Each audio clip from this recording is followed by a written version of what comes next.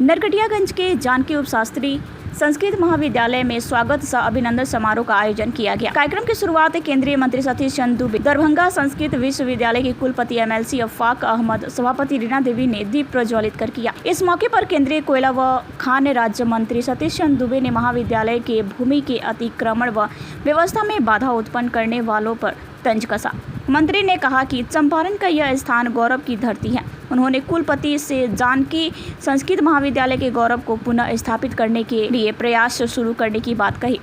कुलपति ने कहा कि सरकार तभी संस्कृत और महाविद्यालय के प्रति सोचेगी जब लोग संस्कृत भाषा व शिक्षा के प्रति जागरूक होंगे। उन्होंने लोगों से दैनिक जीवन में अपने पारिवारिक सदस्यों के बीच संस्कृत भाषा में वार्तालाप के प्रयास की अपील किया। कार्यक्रम के दौरान अतिथियों को अंग वस्त्र देकर सम्मानित किया गया। इस दौरान कई गणमान्य लोग मौजूद रहे। जानकी संस्कृत महाविद्यालय इस चंपारण का एक धरोहर कभी रहा है और पुनः हम सब लोग चाहेंगे कि धरोहर के रूप में ये अपने आप को स्थापित करें। आज यहाँ एक कुलपति जी आए थे संस्कृत महाविद्यालय दरभंगा, तो और तमाम उनकी टीम भी आई थी और तमाम यहाँ इस क्षेत्र के प्रबुद्ध वर्ग के लोग भी आए थे। फिर इसके बाद जब बैठेंगे हम लोग इस पर चर्चा करेंगे कैसे इसको डेवलप किया जाएगा, आगे भविष्य में रणनीति बना के इसको डेवलप करना है। कार्यक्रम शासी निकाय का जो है गठन हुआ है, उसके पश्चात हमारे विश्वविद्यालय के जो भी ईमानदार छवि के लोग हैं, जो पदाधिकारी हैं, तो यहाँ के लोगों ने कहा कि इस पुण्य कार्य के लिए उन पदाधिकारियों को सम्मानित किया जाए जिन्होंने यह कार्य किया है। उसी उपलक्ष्य में माननीय मंत्री भारत सरकार श्री सतीश चंद्र दुबे जी का हम लोगों ने स्वागत अभिनंदन किया है और साथ में जो ईमानदार हमारे कुल सचिव और कुलपति महोदय हैं, पूर्व कुलानुशासक हैं, विश्वविद्यालय प्रतिनिधि हैं, सबका हमने एक साथ स्वागत और अभिनंदन किया है। ये अभी शुरुआत है, कार्य आगे बहुत करना है। आप लोगों का यदि सहयोग मिलता रहा तो आप इसके गवाह बनिए। काम हम बहुत आगे ले जाएंगे और इसको शास्त्रीय स्तर तक कराकर ही जो है अपना विराम लेंगे। ये हमारे तरफ से मैंने हमारे अंदर की हमारी यह संकल्प और कामना है और आप लोग मेरा साथ दीजिए ताकि यह जो विद्यालय एक अपने नाम के लिए जाना जाता था, बीच में कुछ इसकी स्थिति दुबर हो गई थी, अब वो ऐसी स्थिति नहीं है। अच्छा समय चल रहा है। अच्छा, हमारे माननीय मंत्री और हम सबके हाथों दीप प्रकाश जीवन है और सफलता का प्रतीक भी है। आज इस शिक्षालय में, इस सरस्वती के मंदिर में जो दीप जला है, इसके खुशहाली के लिए, इसके अंदर जीवन पैदा करने के लिए, ऐसा नहीं कि हाँ जीवन नहीं है, लेकिन ये दीप जीवन भी है और कामयाबी का जामिन भी है। मैं आपकी इस अदालत में, इस सरस्वती और शिक्षालय के मंदिर में खड़ा होकर दीन के उजाले में बताना चाहता हूं कि अगर विश्वविद्यालय ने भारत के इस नागरिक को, एक शिक्षक को इसका अध्यक्ष बनाया है, तो शिक्षालय का अध्यक्ष होने के नाते इस सरस्वती के मंदिर की पासदारी की जिम्मेदारी, रखवाली की जिम्मेवारी मेरी और शासी निकाय की है। मैं आपकी अदालत में निष्ठा के साथ वादा करता हूं कि मेरी जो कुवत है, मेरी जो जहानत है, मेरी जो सलाहियत है, मेरे अंदर जो तजर्बे हैं, उन तजर्बों की बुनियाद पर इस विद्यालय को विकास के रास्ते पर ले चलने का ओथ लेता हूं, शपथ लेता हूं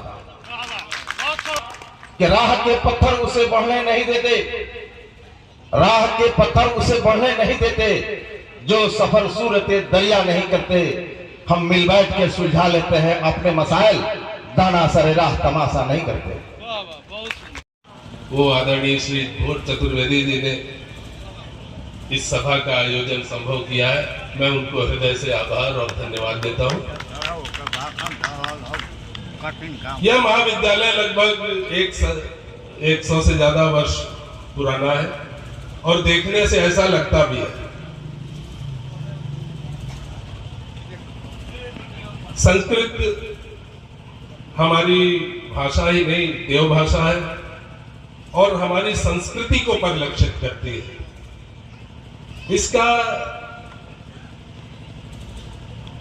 इसको सही व्यवहार और सही दिशा में ले जाना हमारा कर्तव्य होता है। अगर हम संस्कृत और असंस्कृति को भूल जाएंगे तो निश्चित रूप से हमारा पतन निश्चित होगा। अगर हमें इस देश को आगे ले जाना है, हमारे युवाओं को सही दिशा देना है, तो हमें अपनी भाषा संस्कृत से ही सारी भाषाओं का उदय हुआ है। अगर हम अपनी जड़ों को भूल जाएंगे तो निश्चित रूप से हमारी प्रगति नहीं हो पाएगी। इस महाविद्यालय की दशा को सुधारने के लिए बहुत कुछ किया जाना आवश्यक लगता है। चीनी मिल में अभी मैं कुछ ही दिनों पूर्व मैंने अपना पदभार ग्रहण किया है, लेकिन आज मैं इस मंच और सभा के माध्यम से आपको आश्वासन देता हूं कि इसके उत्थान के लिए और अपनी जड़ों को सिंचित करने के लिए मैं हमेशा प्रयासशील रहूंगा और जो कुछ भी हमसे संभव होगा मैं बढ़ चढ़कर इस विद्यालय के लिए और अपनी संस्कृति में योगदान के लिए हमेशा तत्पर रहूंगा। आज इस सभा के माध्यम से मैं आपको आश्वासन देता हूं और इन्हीं शब्दों के साथ मैं अपनी बात को समाप्त करता हूं। क्या आवश्यकता है शिक्षक को?